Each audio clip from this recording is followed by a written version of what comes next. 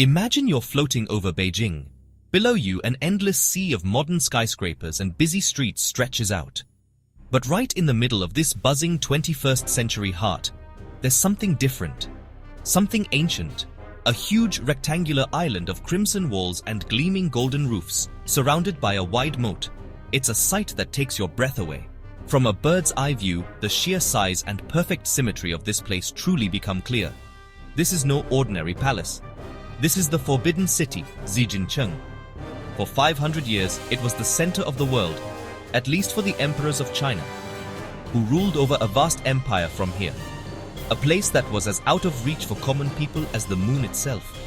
The name alone brings up a sense of mystery. Forbidden. Why was this place so strictly cut off from the outside world? The answer lies in what it was used for. This wasn't just where the emperor and his family lived.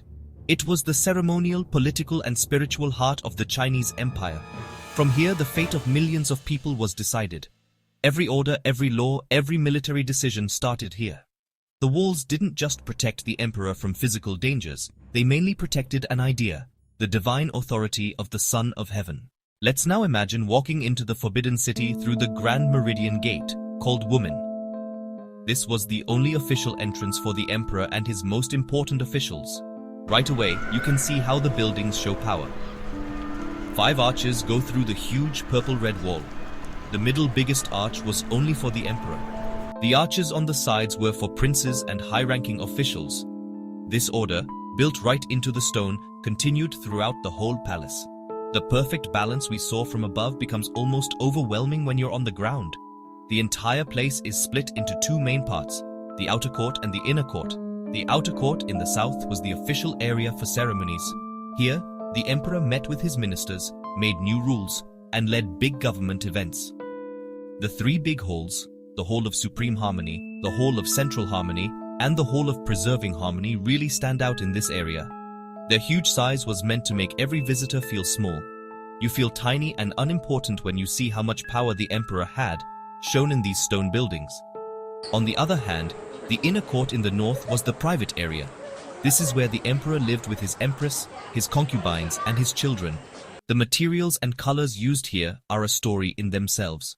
The roofs are covered with yellow, shiny tiles. Yellow was the emperor's special color. It stood for the earth and the center of the universe. No one else in the empire was allowed to use this color for their roof. The walls glow in a deep purple red. The roofs of the Forbidden City are perhaps its most famous feature. Their curved shapes and bright yellow tiles really make the palace stand out. But they're much more than just a way to keep out the weather. They're a complicated system of symbols and spiritual messages. The curved roof edges that elegantly point upwards at the corners remind us of pagoda buildings. They are meant to scare away bad spirits. The small ceramic figures lined up on the roof ridges are especially amazing, led by a man riding a chicken, which shows a prince who became a bad ruler and was put on the edge of the roof as punishment. A parade of mythical animals follows.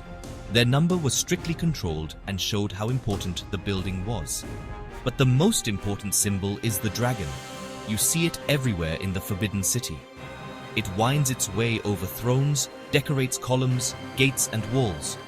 On the roofs, it stands for the emperor's ultimate power and wisdom. The Chinese dragon, unlike the European one, is not a monster but a kind, godlike being. It rules over water, rain, and clouds. Legend says there are exactly 9,999 dragons in the Forbidden City. Building these huge roofs was a super impressive feat of engineering. They were built without a single nail. The Forbidden City wasn't just cut off from the outside world by its huge walls and wide moat. It was also sealed off by an invisible but unbreakable network of laws, rules, and traditions.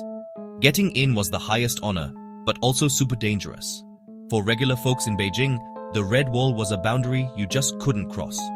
Getting too close without permission, let alone trying to get in, was basically a death sentence. The city was a mystery, a blank spot on the mental map of their own hometown. First and foremost, of course, was the emperor himself, his empress, his many concubines, and the imperial children. Then there were the eunuchs.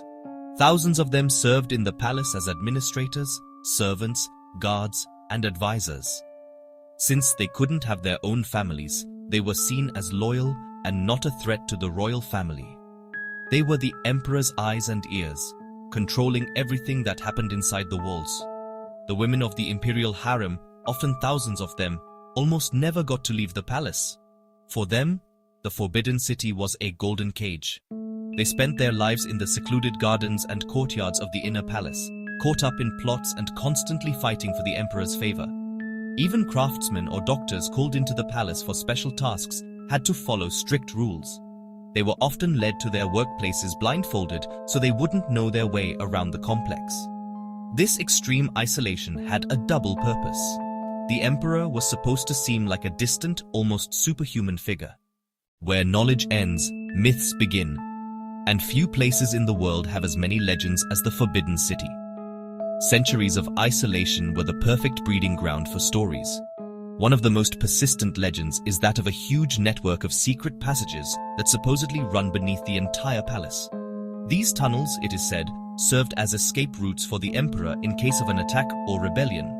So far, there's little archaeological proof for such a big system, but the idea still captures our imagination. At the heart of all these myths is the dragon throne in the Hall of Supreme Harmony. This wasn't just a chair, it was the symbolic center of the Chinese universe. From this throne, the emperor ruled over everything under heaven. The throne itself is a masterpiece of carving. It was believed that only the true ruler, chosen by heaven, could sit on it. A usurper or an unworthy ruler, so the legend goes, would be cast off the throne or punished by fate. The rituals that took place in the Forbidden City were full of deep mystery. Everything followed a strict cosmic calendar. The emperor had to personally make offerings to keep harmony between heaven and earth. Bad harvests, floods, or earthquakes were seen as signs from heaven that the emperor had lost favor. The pressure on the ruler must have been unimaginable. The ghosts of the past are also said to wander through the old palace walls. Stories of concubines murdered out of jealousy, or eunuchs who were victims of palace intrigues are numerous. The difference inside the Forbidden City couldn't be bigger. On one side, there's amazing splendor, wealth, and total power. The halls are full of treasures made of jade, porcelain, silk, and gold. The buildings themselves show off luxury and the emperor's greatness. Every single thing, from the smallest tea set to the huge dragon throne, was made by the best artists in the empire. The emperor lived in a world made to grant his every wish. Thousands of servants, cooks, and eunuchs worked day and night to make his life as comfortable as possible. He was truly the center of his own world. But on the other side of this shiny coin was a deep, heavy feeling of being alone. The emperor was a prisoner of his own godlike status. He could only leave the palace rarely and with very strict security. His life, from morning to night, was controlled by a strict set of rules and duties. This inner conflict also shows in how the palace is set up. The huge empty spaces of the outer court give off a cold, impersonal sense of power. In contrast, there are the many courtyards and gardens of the inner palace. They were meant to be private getaways, peaceful spots with fake rocks, old trees, and small gazebos. But even these seemingly perfect places were part of the golden cage. You can only imagine what it must have felt like to live as an emperor in this palace. On one hand, the pride and knowledge of ruling one of the biggest empires on earth. On the other hand, the loneliness and the heavy weight of responsibility. Today, on August 18, 2025, the gates of the Forbidden City stand wide open. What was once the most off-limits place in the world is now one of the most visited museums on Earth. Millions of people from China and all over the world stream through the Meridian Gate every year to catch a glimpse of the Emperor's world. The quiet of ceremonies has given way to the buzz of tourists. The invisible walls of rules and laws have fallen. Today, we can stroll through the courtyards where only the Son of Heaven and his closest friends were once allowed to walk. We can see the dragon throne with our own eyes and admire the beautiful details of the buildings. The palace has lost its forbidden label, but has it also given up its secrets? I don't think so. When you walk through the endless courtyards and halls, you can still feel it. A mysterious vibe that's hard to shake off. Even though the gates are open, many of the smaller palaces and side buildings stay close to the public. What's hidden behind those doors? What stories could these walls tell if they could talk? Of the tricky situations in the harem, the secret talks of the ministers, the lonely moments of an emperor. The sheer size and complexity of the place make it impossible to fully grasp or understand. It remains a maze of stone, wood, and hidden stories. The Forbidden City today is more than just an old building. It's a window into a completely different time and a completely different way of thinking. It teaches us something about what power is, about why rituals are so fascinating, and about people's desire to find order in the universe. Every step on the old pavement is a journey into the past, a meeting with the spirits of the Ming and Qing dynasties. You feel small next to the 500 years of history packed into this place, and so you leave the Forbidden City at the end of the day with more questions than answers. The palace has opened up, but its soul remains hidden. That's perhaps its greatest legacy. The Forbidden City is no longer forbidden, but it will always be mysterious, and that's what makes it so endlessly captivating.